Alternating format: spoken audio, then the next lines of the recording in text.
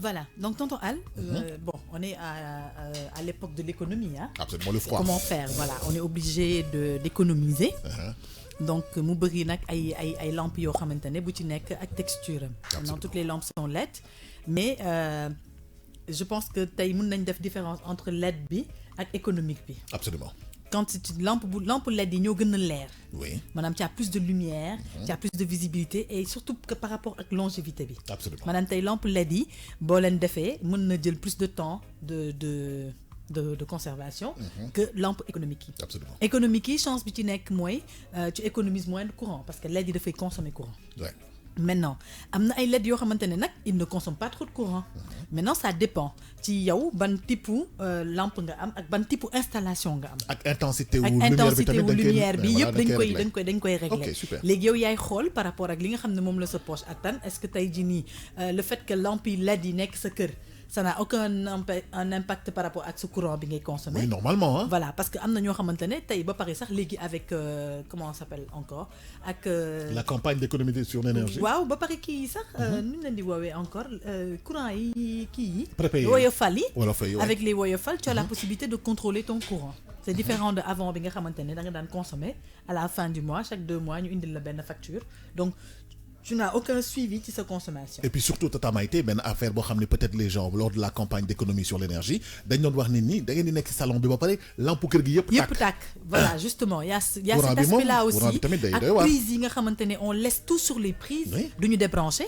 Ce que les gens ne savent pas mooy que boo débranché wul tu continues à consommer du courant. Absolument. C'est-à-dire même bu consommation bi ndawee sax maanaam gaawul sax c'est de la consommation que tu fais tant que appareil bi mu ngi nekk en contact ak courant bi. Dëgg la. À condition que peut-être nga mu am lampe kii bi allumeur bi nga xam te da nga koy fay. Du ko taal. Mais ce qui est plus recommandé mooy débrancher carrément l'appareil. Parce que tant que tu le laisses en contact avec le courant rek il est en train de consommer même su fekkee faible consommation. Mais tu sais Tata Maïté à la base aussi un appareil électrique soo ko utiliser wul mais débrancher ranger. Ben oui c'est ce qui est recommandé. C'est ça. Sinon après court-circuit mën na am. Tu perds l'appareil etc. Mais tey jii nii c'est que la différence qu'il y a aujourd'hui aussi entre les lampes LED. Et les lampes économiques mooy lampe LED yi am na ci yoo xamante ne ay conservateur de courant lañ. Dëgg la. mooy maanaam day am condensateur daal. voilà day am condensateur mooy maanaam sa courant mën na couper. Maïté bu fi daanu. damay xool position bu baax bi fi mu toll nii. affaire bi dafa xaw a kawe. Seydina saison daa dëgg bopp comme moom bañ na du wàcc. Merci Saliou. waaw ça va c'est bon là. Je vais gérer. Voilà donc. Tey lampe LED yi des fois dañuy nekk en même temps lampe yoo xam ne day conserver courant. De ce fait courant dina couper lampe bi day continuer di tàkk. pendant voilà day am autonomie quoi donc pendant un certain moment lampe bi dina continuer tàkk balaa muy fay. C'est différent de lampe yi nga xam te ne ay lampe économique la. Bu courant coupé dafay fay automatiquement. Après comme j'ai dit durée de survie bi tamit.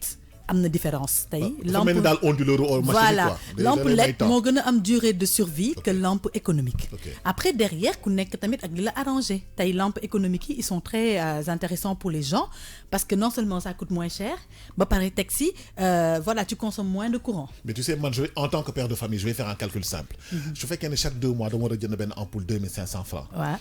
Sur 1 an ça me fait chaque 2 mois 6 fois 1500 ça me fait 15 000.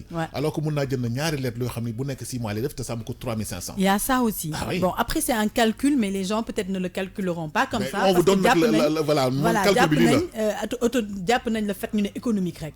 Alors tey ce qu'il faut savoir c'est que pour économiser du courant ce n'est pas juste seulement d'aller acheter des lampes économiques. Mais le fait déjà d'atteindre des lampes qui ne sont pas utiles allumées. D'avoir des habitudes. Voilà d'avoir des habitudes tey nga nekk dugg sa néeg génn sa néeg dem toog ci salle bi nga bàyyi néeg bi lampe bi di tàkk ba njëriñ la amal. Lumière bi di pour yow parce que kenn newu fa. Booy génn fayal lampe bi. Et du coup tu économises tamit du courant. Absolument. Mais su fekkee ne da nga naka ñëw kër gi yëpp nga taal ko benn pièce rek ngay nekk yeneen pièces yi yëpp ils sont à découvert comme ça allumés sont bon après il y a des pièces yoo xam te ne mënul bañ a am lumière parce que guddi bi la comme les couloirs et cetera. Mais les chambres voilà les chambres les toilettes c'est des endroits yoo xam te ne boo ko utiliser ba pare da ngay fay lampe bi. Comme ça tu économises du courant. Alors juste pour préciser encore aux gens que les lampes LED et les lampes économiques la seule différence c'est l'autonomie bi nga xamante ne moom la lampe bi di am ak clarté bi durée de vie bi clarté bi mu ngi ci aussi clarté bi moom neex na remarqué. Absolument. lampe économique moom boo koy doog a taal day naan wàññ lendemain bi mu def ni faible. waaw mu faible. sur lendemain mu gën a faible. day tamiser en fait day tamiser. da ngay mel ni ku nekk jeu de lumière ku nekk kii naka lañ koy waxee naka lañ doon woowee lampe couleur yooyu noonu veilleuse. waaw veilleuse. Veilleuse. Voilà. Donc du coup, si tu es quelqu'un qui aime la bonne lumière, par exemple, moi je suis quelqu'un qui peut pas être dans un endroit sombre. Moi je peux Donc pas. il me faut de la lumière claire, moo tax peinture bu weex laay bëgg nga xam te ne voilà tout c'est clair.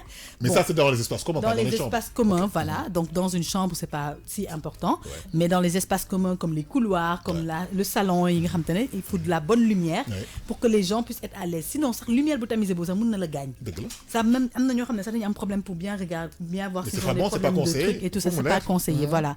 Mais voilà, comme on dit, on est on avance, donc les gens trouvent les solutions pour nous. Oui. La solution qu'ils ont trouvée, c'est de nous faire des lampes économiques. Absolument. Alors, ku nekk tamit ak li sa poche attan, lampe LED yi ñoo gën a cher lampe économique yi, donc bu fekkee lampe économique moo gën a pratique ci yow nga jënd ko.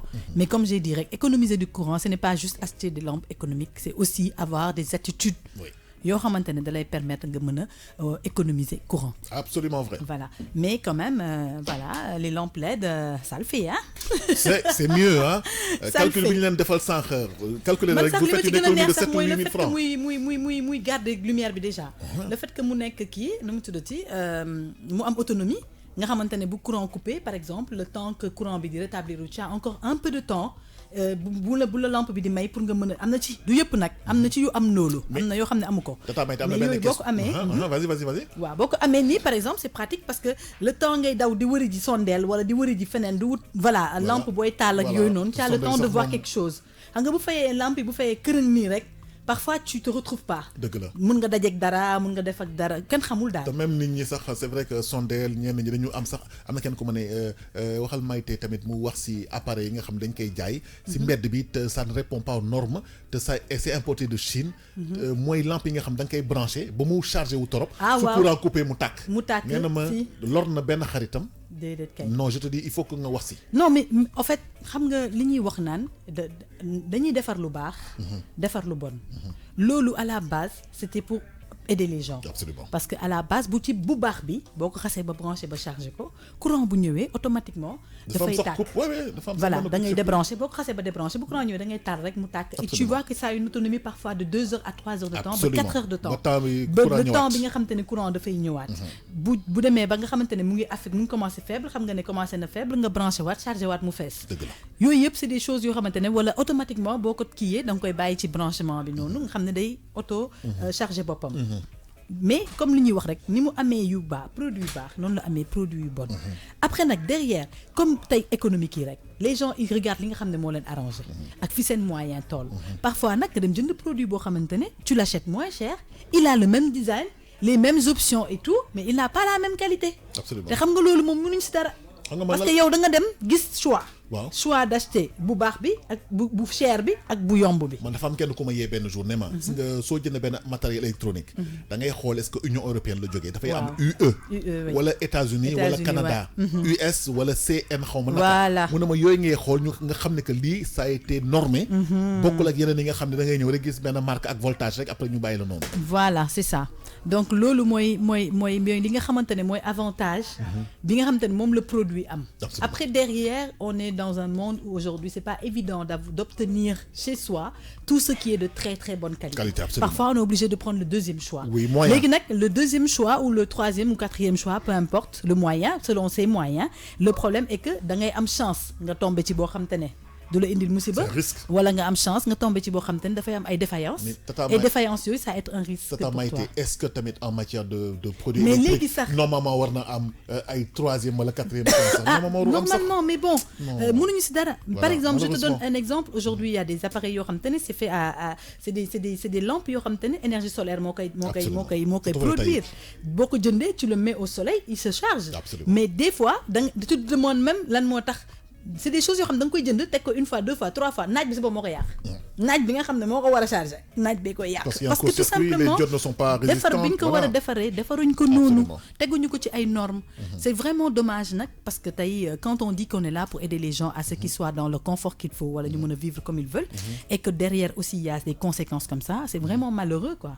Mais bon yàlla nañu yàlla di may ñu am moyen wu jënd qualité bi nga xam te ne moo gën ci ñun.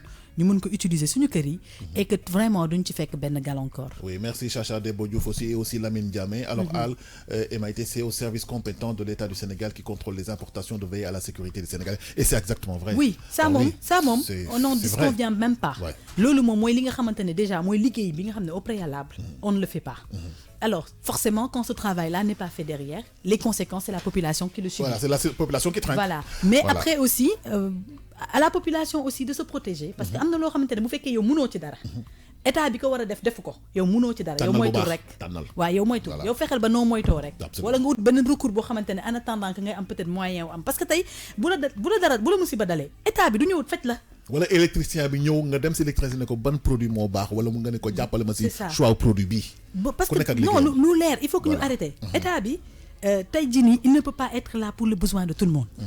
Besoin général lay def te day xool ay priorité lu leen intéressé la ñuy def donc yow mi nga xamante ne yow yaa moom sa bopp te xam na ni que bu cóolee yow yaa koy lijjanti sa bopp ndax du état du déplacé wu Macky Sall du mës a jóge palais di la wëri ba sa kër naan da lay dimbali wala da lay aider. Choisissez bien vos produits. Franchement donc vraiment nañu xool bu baax produits yi ñuy jënd surtout que nañ def choix bi nga xam ne moo gën ci ñun rek. Absolument merci beaucoup ñu doon wax ci affaire ampoule LED yi ak naka ngeen mën a économiser énergie ak attitude yi ngeen war a am ak yépp ñoon